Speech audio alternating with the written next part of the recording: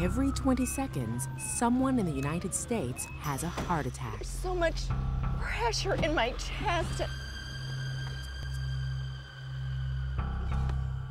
That's 1.5 million people every year. A third of them will die. I'm Kat Carney. Join me as we venture into the heart and discover the cause of heart attack, America's #1 killer.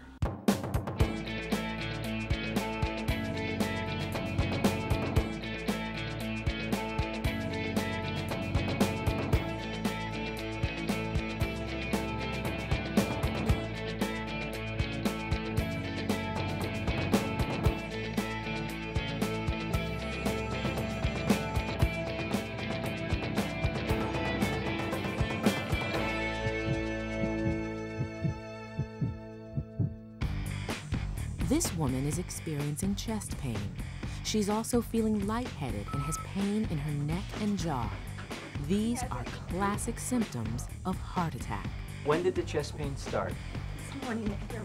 To make an accurate diagnosis, Dr. Octavio Diaz needs to obtain as much information as quickly as he can because every second counts. You're still having chest pain and your EKG shows that you're having a heart attack. The heart's function is to pump nutrient-rich, oxygenated blood to the entire body, including the heart muscle itself, through these coronary arteries.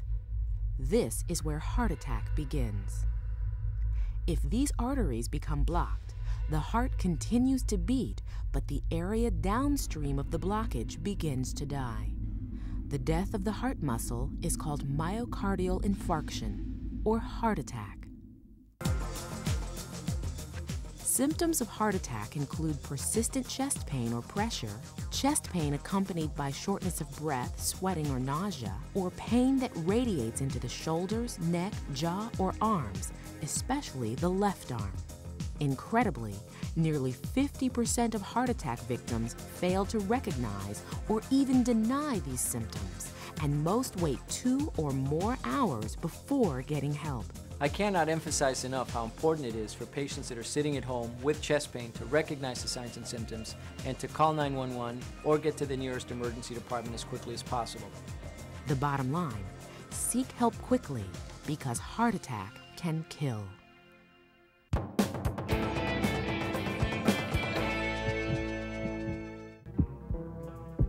Heart disease, often a precursor to heart attack, afflicts 60 million Americans and kills more than 2,600 people each day.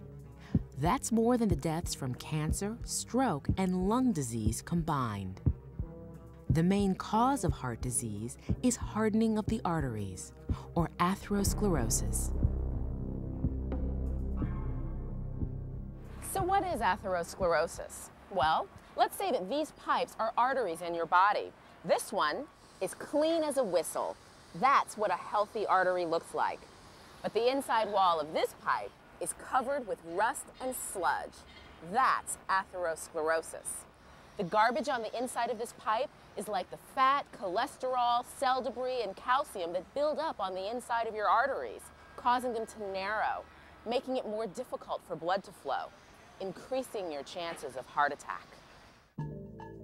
I'm visiting Dr. Marcia Cohen to take a look at the inside of real arteries. Marcia, what does atherosclerosis look like in the body? Well, Kat, let me first show you what a normal artery looks like that doesn't have any atherosclerosis, and then I'll show you one with atherosclerosis, and you will be impressed. Okay. Here is a normal artery, and a normal artery, the wall is made out of muscle, and as you can see, there's nothing inside the artery, and that's because there's no atherosclerosis. This artery is completely normal, and blood can flow right through with no problem. But when you have somebody who has atherosclerosis, Oh my gosh. yeah, you can see the difference. We have a little narrow rim left of the blood vessel, but the entire inside of the blood vessel is filled with cholesterol. Cholesterol is a fat-like substance carried through the blood by either of two types of complex molecules called lipoproteins. High-density lipoproteins, or HDLs, are known as the good cholesterol carriers. They're believed to attach firmly to cholesterol and carry it out of the body. Low-density lipoproteins, or LDLs, are known as bad cholesterol carriers because they don't bind well to cholesterol and leave much of it behind in the bloodstream. This dropped cholesterol then attaches to the inside walls of the arteries. If enough builds up, it can close the artery off completely. And unfortunately for this individual, on top of the cholesterol is a blood clot. He has severe atherosclerosis with a recent blood clot totally blocking his artery. And as you see, when I move everything around, there is no opening. There is no other place for blood to flow through. And so this person had a heart attack. If this person's clot occurred in the brain, he would have suffered a stroke.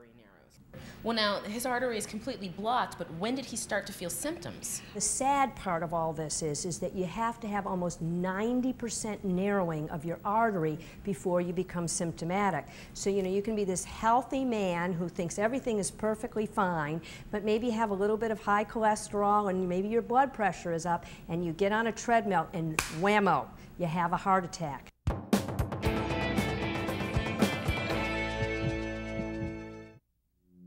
Heart disease can be a family affair. If an immediate family member has had a heart attack, your chances of suffering one increases 50%.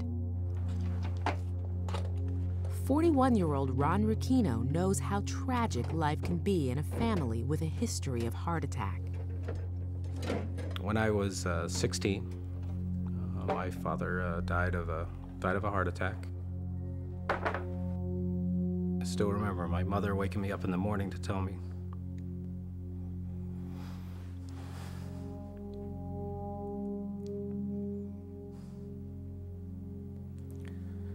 And my father was dead. At the time, he was 45. My goodness, he was very young. Heart disease is hereditary, and Ron's family history was catching up with him. For 12 years, he suffered chest discomfort, but chalked it up to being out of shape. Then in 1994, on Father's Day, Ron's older brother Rick collapsed and died of a massive heart attack. Only then did Ron start to take his own chest discomfort seriously. It took that to wake me up, that I could be next, or the problems that I was having were related to my heart. It almost took out all the male members of my family. It's scary to think of that. It shouldn't get away from us, huh?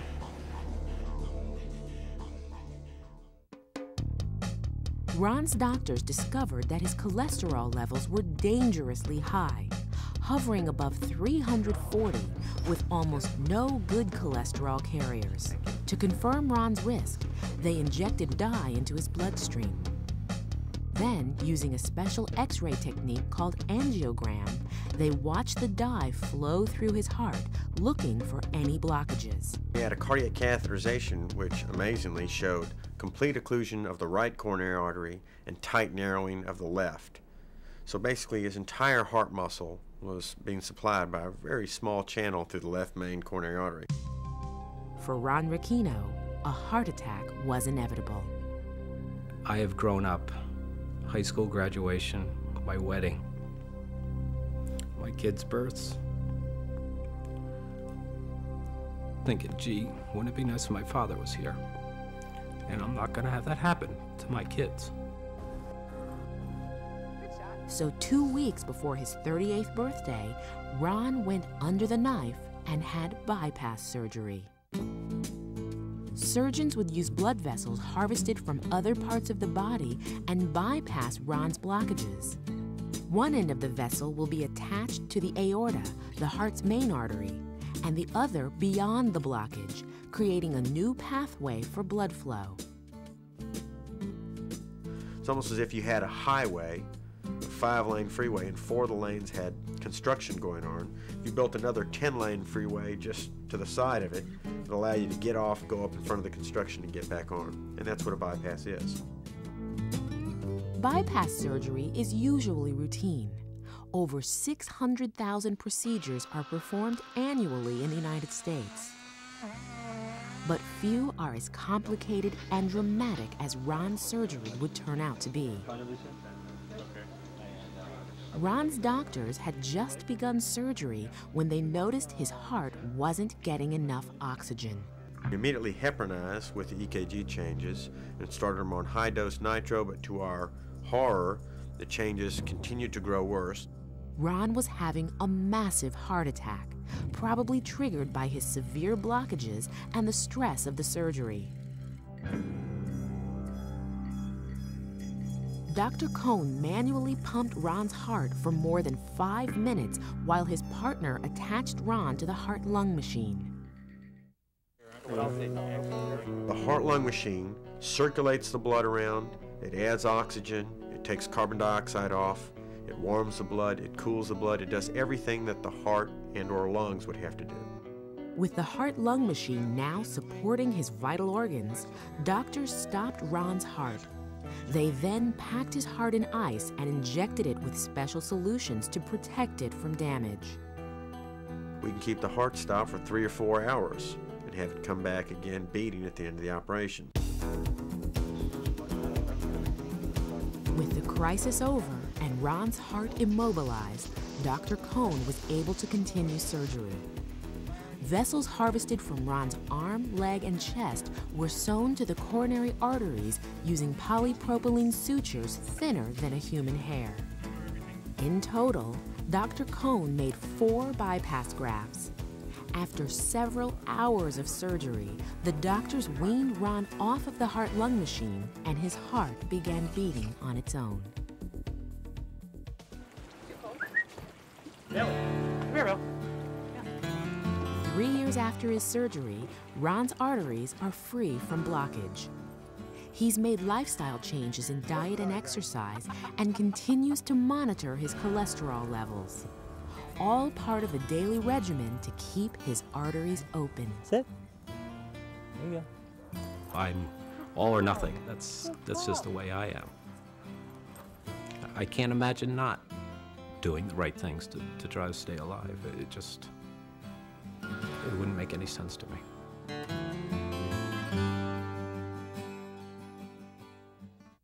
Surgeons have been performing bypass surgery since the 1960s.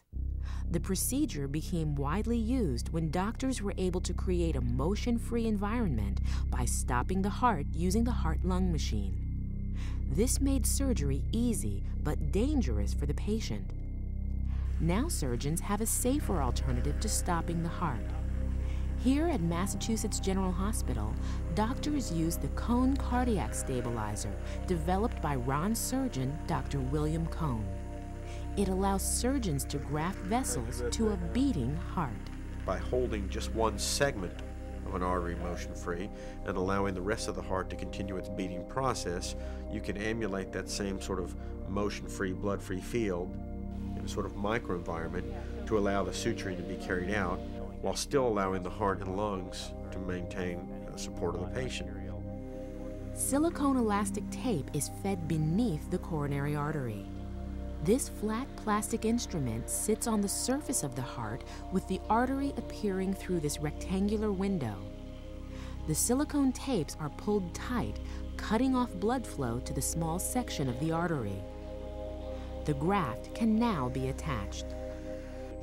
So far, the Cohn cardiac stabilizer allows patients to recover faster with less incidence of infection. The risk of death associated with stopping the heart is also reported to be significantly decreased.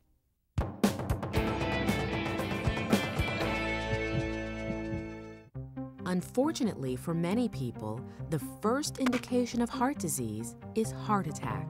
But risk factors are actually easy to identify.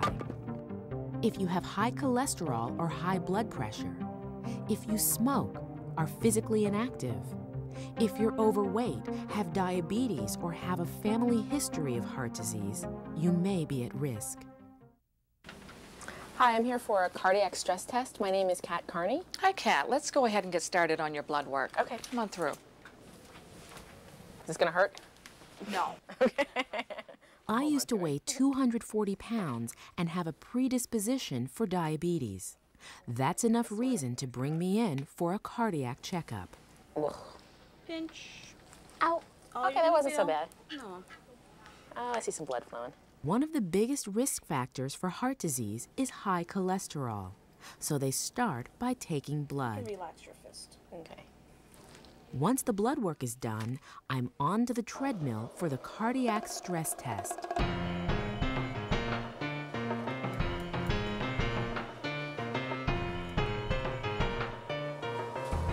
So what is this test gonna show? What we're trying to do is increase your heart rate and your blood pressure and determine whether or not the blood supply to your heart is adequate to keep up with that increased workload.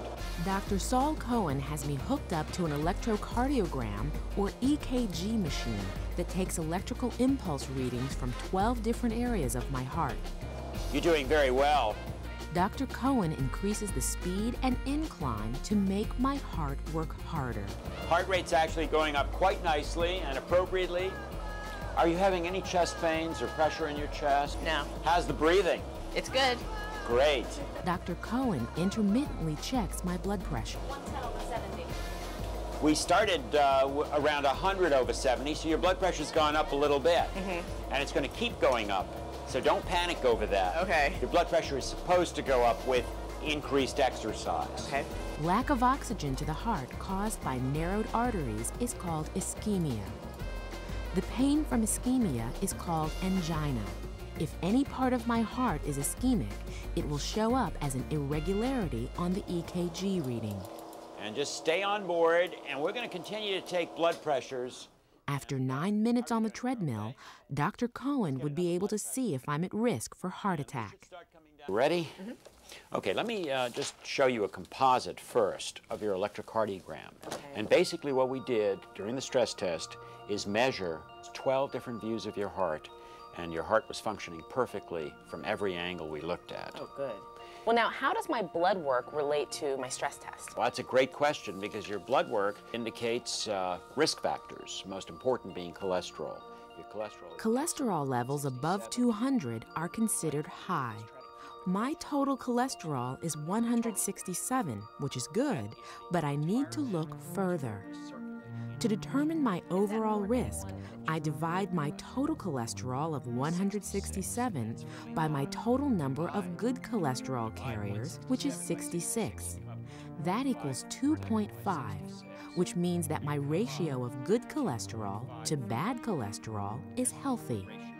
And that cholesterol HDL ratio places you at less than 25% of the average risk for your age. So these are the numbers that really everyone should know.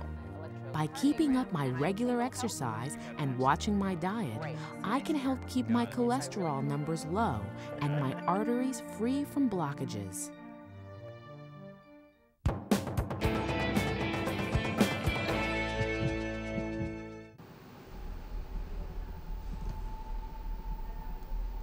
It's 8 a.m.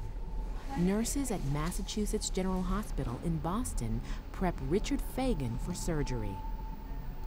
In a recent stress test and subsequent angiogram, Richard's doctors found significant blockages in his left main coronary artery.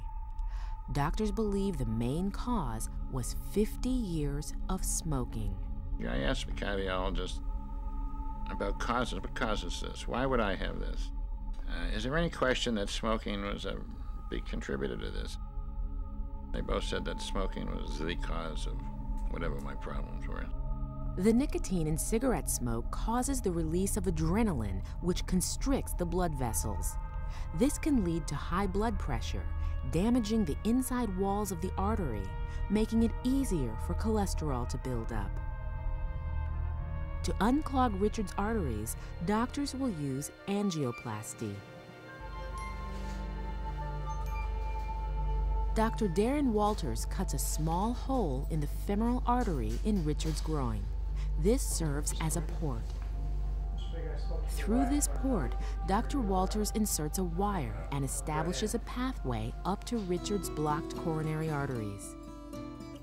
Usually a catheter with a deflated balloon at the tip is then guided along the wire up to the heart.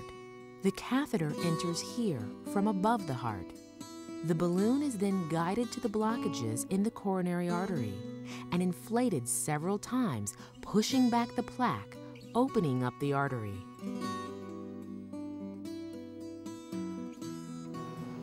Angioplasty is a fairly simple procedure and is performed nearly 700,000 times a year in the United States. It usually takes about 20 minutes. Richard has received a local anesthetic and will remain conscious during the procedure. Surgeon Stephen Osterly joins Dr. Walters to begin the procedure. Hold your breath, don't breathe. Throughout the surgery, Dr. Osterly injects contrast into Richard's heart. Doctors use these X-ray angiogram images to locate blockages and guide their work.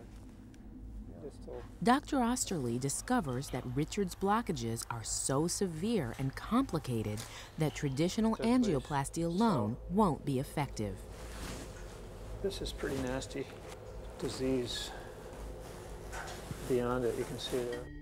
Richard has severe blockages in this forked area of his left main coronary artery. There is also narrowing in this lower part of his artery.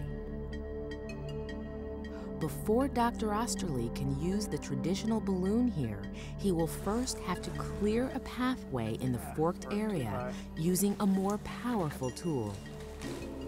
You can see it's pinched right here. It's actually pinched down here. Dr. Osterly will use an atherectomy catheter, a mechanical device 2.3 millimeters in diameter that shaves plaque off the inside of the artery wall. This is razor sharp. When I activate it, it rotates at about 1,500 RPM.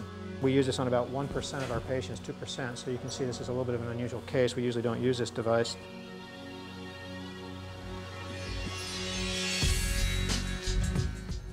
Dr. Osterly inserts the atherectomy catheter. He moves the device over the blockage 10 to 20 times, shaving away layers of plaque and removing most of it from the body. You can see after we've shaved both branches, we've got a nice channel in both ways where that used to be tightly narrowed. We're not done, but we're making progress.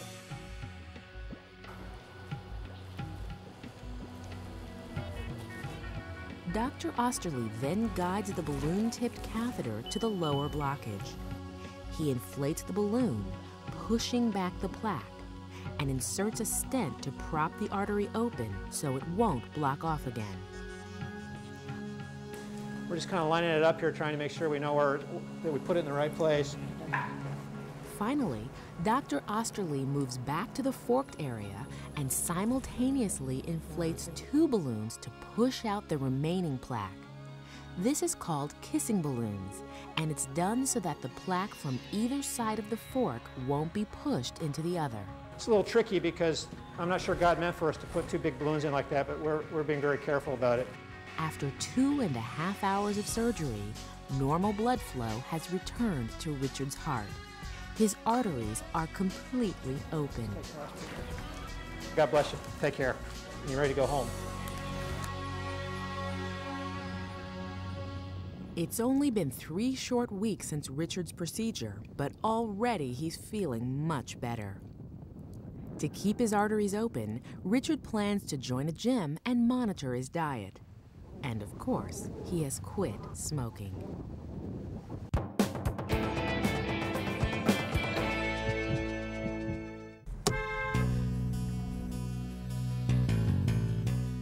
When we are stressed, hormones like adrenaline and epinephrine flood the body, stimulating the heart to pump harder. We breathe faster, our blood vessels constrict, and our blood pressure escalates. This is called the stress response.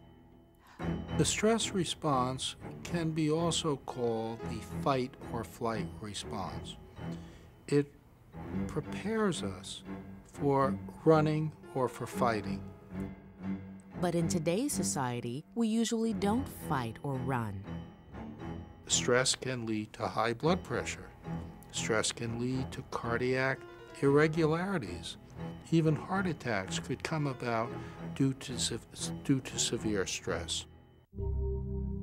In 1970, Dr. Herbert Benson, then at Harvard Medical School, discovered that when we are exposed to long-term stress, the elevated levels of fight or flight-induced hormones can damage our arteries. This allows cholesterol to build up more easily, and blood clots are more apt to form. Dr. Benson soon became interested in people who claimed they could control their blood pressure. Not with medication, but through meditation. I am peaceful and relaxed. We discovered that when people meditated, there was a distinct physiologic pattern that ensued. This was one of decreased metabolism, decreased heart rate, decreased blood pressure, decreased rate of breathing, all of which were opposite to the stress response. Dr. Benson calls this phenomenon the relaxation response.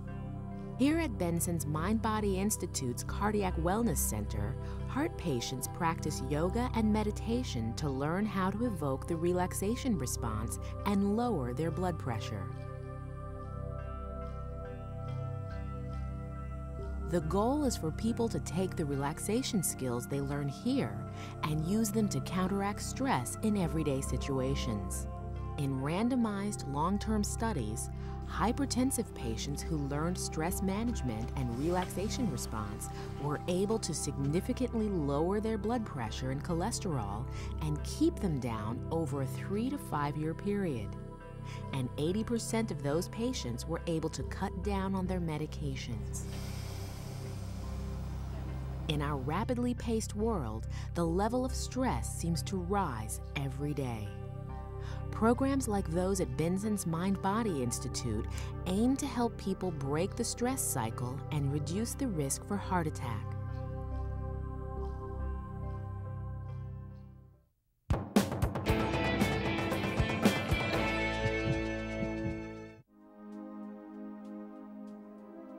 The heart beats on average 100,000 times a day, pumping nearly 2,000 gallons of blood through almost 60,000 miles of circulatory system, enough to encircle the Earth more than twice. And it all starts with an electrical pulse. I was a jogger. I used to do 25 miles a week or so. I was conscious of my diet. And I always thought if you did those things, you wouldn't have to worry about your heart. On November 19, 1998, Mike and Dolores Ty boarded American Airlines Flight 11 from Boston to Los Angeles. 3 hours into the flight, they discovered that heart attack can happen anywhere. The plane wasn't full, so there was plenty of room, and we were sharing, 2 of us were sharing 3 seats, so she wanted to put her feet on my lap, and I didn't want them up there, so we were kind of fooling around. And with that, I went unconscious. All of a sudden, his head slumped back, and his arm flailed out into the aisle. So I got him down on the floor, and I tried to feel for a pulse. I couldn't feel a pulse. I tried to hear if he was breathing. It did not look like he was breathing at all. Within seconds, the flight attendant and Dolores began CPR, but Mike was unresponsive. His heart's electrical system was malfunctioning. Each heartbeat starts with an impulse from the heart's own natural pacemaker, the sinoatrial node located in the right atrium. It sends out small electrical impulses that travel through the heart, causing it to beat at regular intervals. About 60 beats per minute at rest, and up to 170 beats per minute during exercise. Mike's heart was racing at more than 300 beats per minute. His heart had gone into ventricular fibrillation, a condition where the main pumping chamber develops a chaotic and very fast rhythm. Within moments, Mike's heart became exhausted and stopped. He was in cardiac arrest, a condition that, according to the American Heart Association, happens to more than 350,000 people a year in the United States. The only treatment is really to do CPR and to shock the heart through the chest wall back into a normal rhythm, the so-called defibrillation. And unless it's treated, it's fatal. Luckily for Mike, the plane had been equipped with an automatic external defibrillator, or AED, just 8 days before his flight. Connect electrode. The flight attendant attached the AED to Mike's chest, which sent an electrical shock to his heart. They put the pads on and they called to defibrillate, and it shocked him and it jolted him and he moved. And then the next thing was, okay, resume CPR. And this happened 3 times. And finally, the 4th time they did it, and I came around. The plane made an emergency landing in Denver, where medical technicians rushed Mike to a local hospital. I wasn't aware of where I was, but I was alert and I was alive. And without the defibrillator, I would never have made it. In the past few years, these portable devices have been popping up in many public places like casinos and health clubs. Bystanders who happen to be their 2 nurses begin CPR. To learn how to use the AED, I took a class with Boston emergency medical technician George Murphy at FitCore Health Club. With a simple 4-hour course, we're going to teach you adult CPR, adult choking, and how to use the defibrillator. Okay, Kat, Jennifer's going to go ahead and show you how we do a minute's worth of CPR, and I'll talk you through it. First thing she's going to do is establish unresponsiveness, look, listen, and feel for 3 to 5 seconds to see if they're breathing. Jennifer alternately compresses the victim's chest and breathes for the victim until the defibrillator arrives. Now we'll assume that you've arrived with the AED, so the first thing you're going to do is turn it on. Okay, I'm going to do this? Yeah, just go ahead and turn it on. Once you turn it on, it begins to tell you what to do. Connect electrode. Okay, so this one goes here like this? There are easy diagrams that show you how to use the machine. And I would assume I'd have to work fairly quickly with this. With each minute that passes during cardiac arrest, the chance of death increases by 7 to 10%. Stand clear. It's found a shockable rhythm, so the person should be defibrillated. The AED will only send a shock if it detects a fast, chaotic heartbeat or no heartbeat at all. Once you're sure nobody's touching, you hit the button. And now the person's been defibrillated. Oh. Using the AED is extremely easy. Just follow the voice prompts and the machine tells you what to do.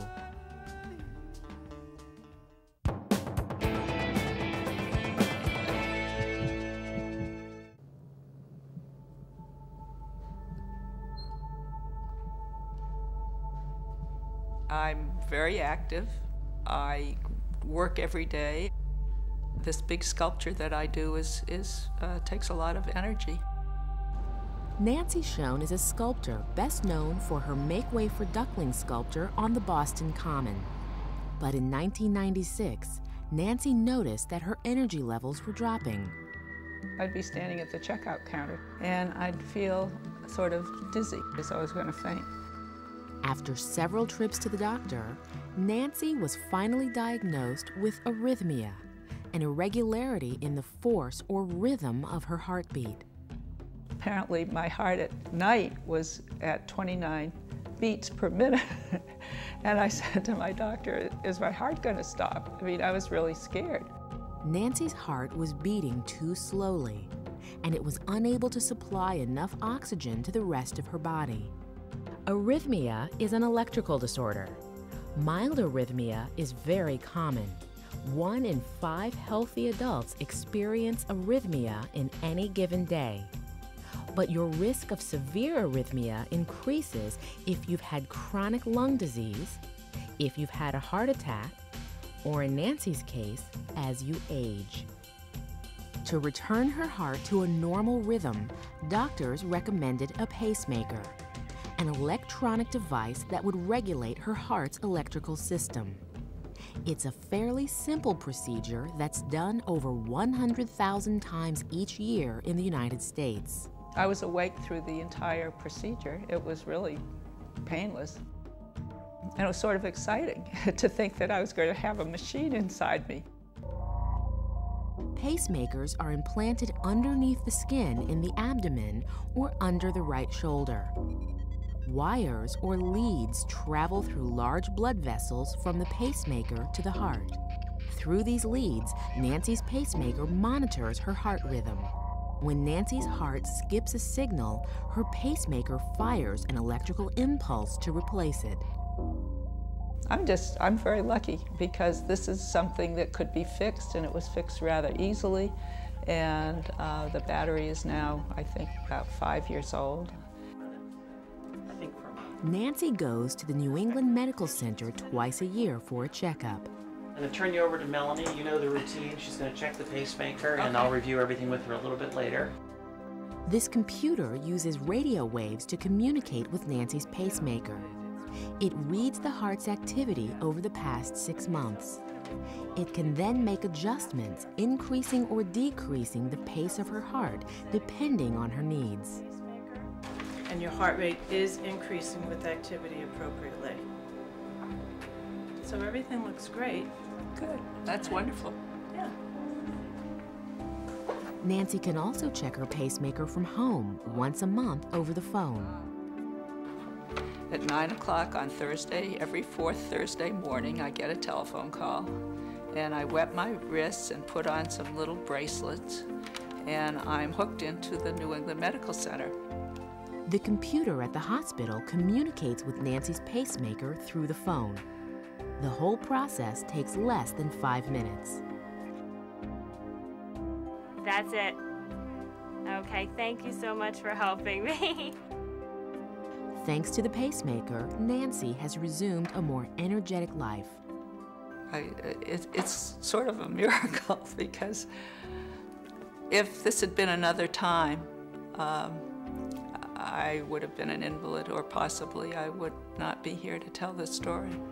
So it's a wonderful mechanism, this pacemaker. I love it.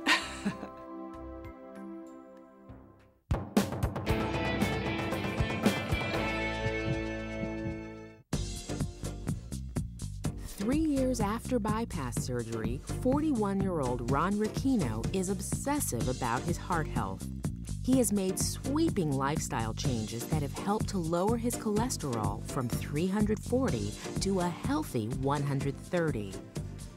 Ron starts each day with a handful of medications, including a statin, a class of drug that blocks cholesterol production in the body, mostly in the liver. The statin lowers his cholesterol by about 60 points. Ron has also taken up running. I run about 2.5 miles, minimum 5 days a week. I try to do it every day. Only about 22% of Americans get enough exercise to achieve heart health. 20 to 60 minutes of vigorous exercise 3 to 5 times a week makes the heart a more efficient pump.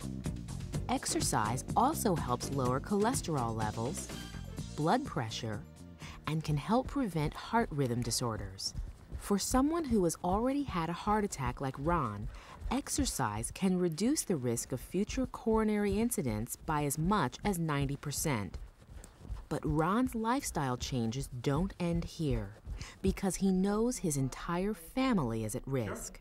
So far, Ron's 15-year-old son Greg has checked out fine. But 13-year-old Tracy has high cholesterol, just like her dad. So the Ricchino family has taken another step. They've changed their diet. And it all starts at the supermarket. Do some shopping? Okay. I'm taking a trip to the local market with Ron's wife, Carol, to see how she fights the cholesterol battle. So all of this is out. Well, we do eat this one. Carol's goal is to reduce the amount of fat in her family's diet. When we read labels, if you look at the total number of calories and the calories from fat, the quick rule of thumb is that you don't want your calories from fat to be more than 30% of your diet. With each item, Carol reads the label and does a quick calculation. If the fat calories are more than 1/3 of the total calories, then the fat content for her family is too high. So now, do you do that arithmetic with every product you pick up? Absolutely. So this is the one we're going with? That's the one. This is soy. I use this instead of ground beef. It's important for everyone to watch their total fat intake. But what increases cholesterol levels most are saturated fats. The saturated fat goal is pretty intense. Ron's target for a day is 12 grams of saturated fat, which if you're a label reader, you'll see that could happen pretty quickly. We don't do whole eggs, we do egg whites. The cheeses, the fat-free variety like the mozzarella. Doctors recommend no more than 20 grams of saturated fat a day. But in the United States, each day we're consuming nearly 50 grams. And our arteries are becoming clogged. We can make a nice Caesar The salad, Ricchino though. diet is high in grains, fruits, and vegetables. Carol has cut out most meats using low-fat or no-fat substitutes. Everything that you would have normally, I just modify the ingredients. Everybody likes it. If I don't tell them that that's what it was made with, They never know the difference. No one suspects. The Ricchino lasagna recipe has been specifically modified so there's almost no fat in it. Tracy uses fat-free soy instead of beef. She mixes the soy with saturated fat-free tomato sauce. And finally, she layers it with low-fat cottage cheese instead of ricotta and non-fat Parmesan. Here we go. Here's dinner. Oh, wow. Looks great. On a day-to-day basis, I mean, life is good. We want to just kind of keep it that way. I'm at a point where any blockages that I might have or anything should be reducing because of being able to keep my cholesterol so low. It's not fun sometimes, but I'm alive, and you know, it's worth the sacrifice.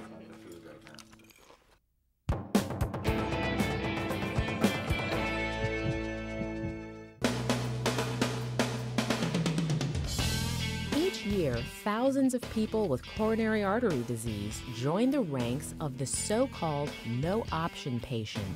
They have blockages so severe that they cannot be treated by medications, angioplasty, or even bypass surgery.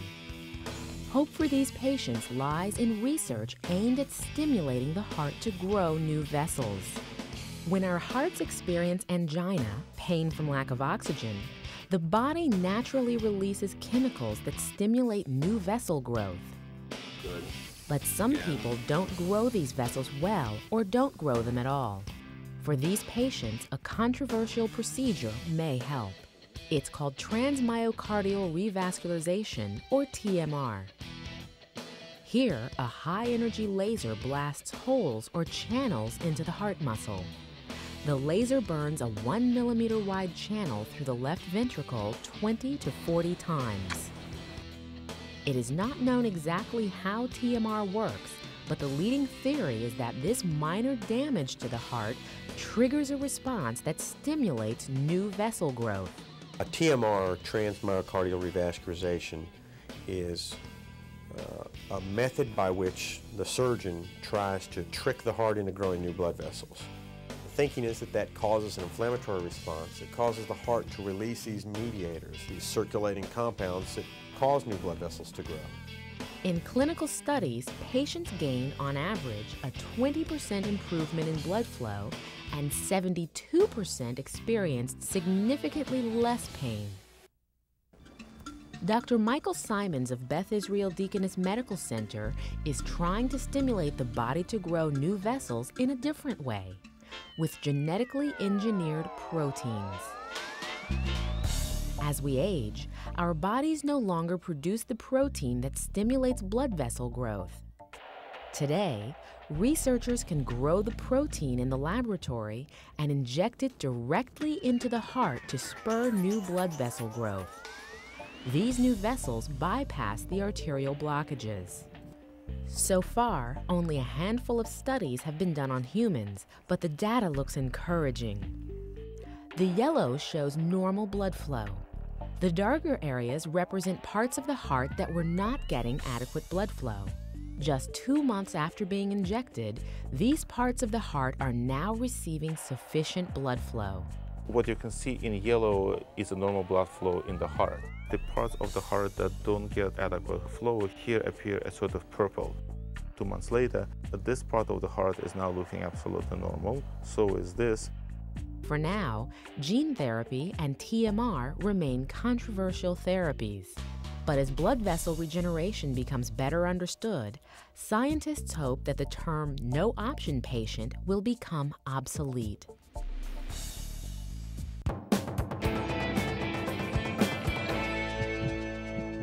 It's very sore right here. Sore to touch? Yeah. What kind of a soreness is it? More like an ache. Heartsick, heartache, heartbreak. The stuff that love songs are made of. But did you ever consider that a broken heart might increase your chances of heart disease? Would you like to hear your heart murmur? What's it sound like? It's like a wind blowing. As a cardiologist, I would say most of the patients I see who actually have a heart attack have a broken heart. Socially, emotionally, spiritually, somehow. Sound like a hurricane. Dr. Harvey Zarin encourages patients to open their hearts and get in touch with their feelings. I ask patients with whom they share their feelings as a lead-in when people first come to the cardiac care unit, because I know if they're not sharing their feelings, if their heart is in fact closed, they're going to be more prone to have a second event. So I invite us to allow our hands to reach out and feel this physical connection that we make. This is Heal Your Heart, an unusual cardiac rehabilitation program that opened at Union Hospital in Lynn, Massachusetts in 1992. Here, heart patients learn to modify their diet, follow an exercise regimen, and heal their emotionally sick heart. It's a struggle. I didn't feel well today. I used to always stuff my feelings. I don't think there's anybody sitting here that hasn't helped me. It's clear that when people begin to share love and compassion and open up their feelings, you can watch and measure their heart rate slow, their blood pressure drops, their skin looks less pale because they're not closing up all their little blood vessels, and the heart is eased. It's literally eased. I'm getting a good stretch and then looking up, chin up, eyes up, and then slowly exhale it down. The philosophy of Heal Your Heart is simple. Feelings of isolation and loneliness predispose us to heart disease. To practice mindfulness, which means... The program is modeled on research showing that heart disease can be reversed through emotional recovery, as well as lifestyle changes like improved diet and exercise. People may forget what you say, and they may forget what you do, but they will always remember how you make them feel. I don't know where I'd be without this group. I've had a heart attack in '82, a triple bypass in '94. Try to handle all that, and you come here and you're able to handle it. All I could think of was that I was going to die. I think that was my biggest fear, was that I was going to die. And coming here helped me face that. You know, we're all going to die sometime, you know, and we have some control over that. Once the crying comes out, these people become so much more comfortable as human beings. They become excited, they become energized, a lot of their depression drops away, their health clearly improves. They're in the hospital less, they have less recurrent heart attacks, they have much less in the way of ongoing disease. It's quite striking and quite amazing to watch. The most important thing to remember about heart attack is you don't want to have one. Prevention is the key. Know your risk factors and take the steps to reduce cholesterol and stress.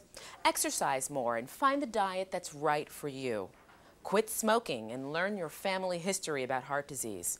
As former Surgeon General C. Everett Koop once said, there's no prescription more valuable than knowledge. I'm Kat Carney. Stay healthy.